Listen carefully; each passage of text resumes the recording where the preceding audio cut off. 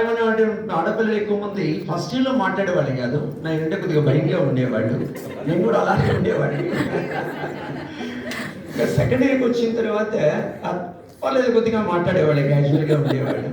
ఎందుకంటే వాళ్ళకి అకౌంట్ చెప్పేది మొత్తం నేనే కాబట్టి. ఇంకా ఫైనల్ ఇయర్కి వచ్చిన తర్వాత 3 పేపర్స్ చెప్పాను. 3 పేపర్స్తో పాటు BCRW అని చెప్పి ఒక పేపర్ కూడా నేనే చెప్పాను. ఇలా ఆటోమేటిక్గా మైండ్ కొన్ని పేపర్స్ కూడా నేను చెప్పడం జరిగింది. అప్పుడు ఎక్కువ మంది అనేటువంటి వాళ్ళ మాట ఏంటంటే, సార్ పర్ డేలో 3 అవర్స్ మిమ్మల్ని చూడలేకపోతున్నాం మేము, మీరు ఇంటికి వెళ్ళి భోజనానికి వెళ్ళి వస్తారు కదా, వస్తుంటే షర్టను మార్చుకొని రండి సార్ చూసేవాడు అనేవాడు. అది అలానే మరి 2004-2007 this is the first batch. ఇది ఫస్ట్ బ్యాచ్. యాక్చువల్గా నేను ఖమ్మం రావడంతో మీ బ్యాచ్లో దాదాపు కూడా ఫస్ట్ ఇయర్ మనకి యూనివర్సిటీ లెవెల్లో 96% వచ్చింది. ఆ బ్రోచర్ ఇప్పటికీ నా దగ్గర ఉంది. నేను తెద్దాం అనుకున్నాను, జస్ట్ మిస్ అయ్యాను అంతే, అంతకంటే ఏమీ లేదు.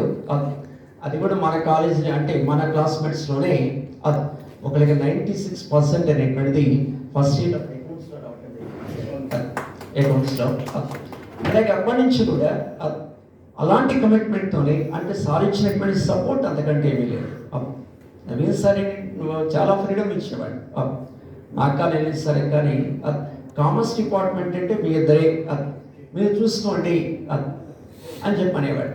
మేము అలానే ఆటోమేటిక్గా హార్ట్ఫుల్గా వర్క్ చేసాము. రెండు ఫస్ట్ నుంచి కూడా ఆటోమేటిక్గా నేను అదే డెడికేటెడ్గా వర్క్ చేశాను. స్టిల్ ఇప్పుడు కంటిన్యూ ఫర్ 25th ఇయర్. 2000లో నేను ఈ లెక్చరర్ ఫీల్డ్కి రావడం జరిగింది. 2000 నా BC కంప్లీట్ అయింది. న్యూ క్యాంపస్లో నేను PG చేశాను. చేసిన తర్వాత 1 year హైదరాబాద్లో వర్క్ చేశాను. 2000 to 2001 Viswabharathi degree and PG colleges Sanjeeva Reddy Nagar బల్కంపేటలో నేను ఆటోమేటిక్గా అక్కడ 5 year స్టూడెంట్స్కి మేనేజ్మెంట్ అకౌంటింగ్ దాదాపు అక్టోబర్లో వెళ్ళాను నేను. అది కూడా యాక్చువల్గా గార్ల్స్ కాలేజ్ అనేది. నేను వెళ్ళేటప్పటికి దాదాపు కూడా ఒక 4 members వాళ్ళు పంపించేశారట మాకు. అంటే ఆ 4 members కూడా ఏం చెప్పారంటే, అంటే అక్కడ మేడం చెప్పినటువంటి మాట మా అర్థం కాలేదండి అని చెప్పి పిల్లలు పంపించేశారండి, మిమ్మల్ని మాత్రం ఉంచారు సార్ మా పిల్లలు అందామా. నేను వాళ్ళకి మేనేజ్మెంట్ అకౌంటింగ్ చెప్పాను. తర్వాత 2001 నుంచి నేను మళ్ళీ హైదరాబాద్ నుంచి బ్యాక్ వెనక్కి వచ్చేసేసి, మా మదర్ ఒక్కడే ఉంటారు యాక్చువల్గా, అందుకని నేను ఆమె దగ్గరికి వచ్చేసాను. ఇక 2004లో నాకు మ్యారేజ్ అయిన తర్వాత నేను ఖమ్మంలో ఉండడం జరిగింది. నేను ఖమ్మం వచ్చిన తర్వాత నాకు చాలా హ్యాపీగా ఉంది. నేను దాదాపు 2010 వరకు కూడా ఇక్కడ వర్క్ చేశాను. యాక్చువల్గా ఖమ్మం వదిలి బయటకు వెళ్ళటం అనేటువంటిది నాకు మనస్ఫూర్తిగా ఇష్టం లేదు. ఎందుకంటే నేను యాక్చువల్గా డెవలప్ అయ్యింది మాత్రం ఖమ్మంలోనే. ఇప్పటికీ స్టిల్ నేను ఒకటే చెప్తాను, ఖమ్మంలో ఉన్నటువంటి పిల్లలు, నేను ప్రియదర్శినిలో వర్క్ చేసినటువంటి పిల్లలు చాలా ఆణిముత్యాలండి వాళ్ళకి సబ్జెక్ట్ అలానే చెప్పాను. వాడు ఎక్కడి నుంచో కష్టపడి వచ్చేవాడు. మార్నింగ్ బస్సు ఉందో లేదో తెలియదు కానీ పాపం మార్నింగ్ బస్సు టాప్ పైకి ఎక్కి వాడు బ్యాగులతో పాటు ఆటోమేటిక్గా వాళ్ళ యొక్క లగేజ్లు తీసుకొని క్యారేజ్ బాక్స్ పెట్టుకొని ఈవినింగ్ వరకు వచ్చేవాడు. కష్టపడి చదివేటువంటి పిల్లలు అక్కడ ఉన్నారు. మీరు స్టిల్ ఇంటి పక్కన కాలేజ్ ఉన్నా సరే ఇప్పుడు కూడా మీరు కాలేజీకి రెగ్యులర్గా రాలేకపోతున్నారని చెప్పి నేను స్టిల్ ఇప్పటికీ చెప్తున్నాను. ప్రజెంట్ నేను ఆంధ్రాలయలో కాలేజీలో అసిస్టెంట్ ప్రొఫెసర్గా వర్క్ చేస్తున్నాను. నాకు 2018 డాక్టరేట్ అవార్డ్ అయింది. తర్వాత 2000 BC. తర్వాత ఇక్కడ ఉన్నప్పుడే నేను ఆటోమేటిక్గా 2007 MPhil చేశాను. అసలు MPhil చేయడానికి కూడా నవీన్ సరే కారణం. ఎందుకంటే ఒకరోజు మాకు మీటింగ్ పెట్టారు ఇప్పుడు 2006లో.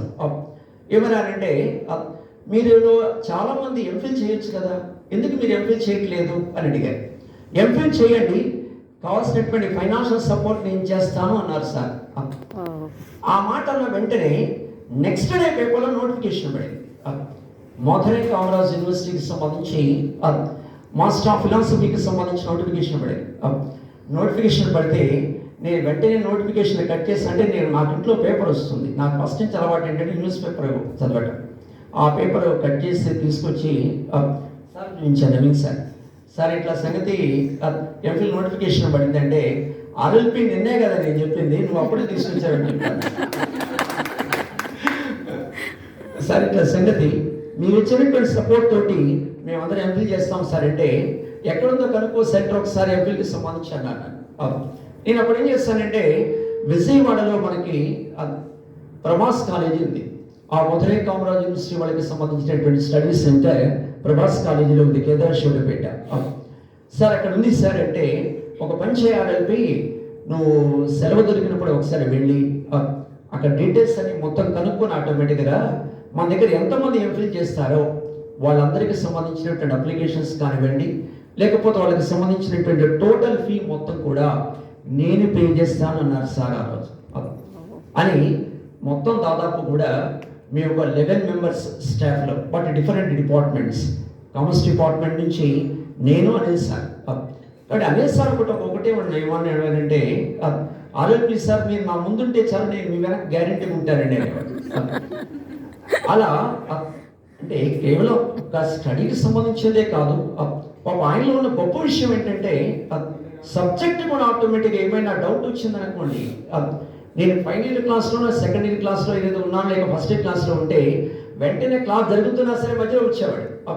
సార్ ఆ ప్రాబ్లం అక్కడ ఆగిపోయింది సార్, ఎందుకు ఆగిపోయింది మీరు ఒకసారి చెప్పండి అనేవాడు. నేను అప్పుడు ఆటోమేటిక్గా దానికి సబ్జెక్ట్ చేసేవాడిని, ఆటోమేటిక్గా ప్రాబ్లం ఓకే సార్ అని చెప్పి. అంటే సబ్జెక్ట్ మీద ఆయనకి మంచి కమాండింగ్ అనేటువంటిది కూడా ఆయన జరిగింది. అది కూడా చాలా హ్యాపీగా ఫీల్ అయ్యాను నేను ఎవ్రీ ఇయర్.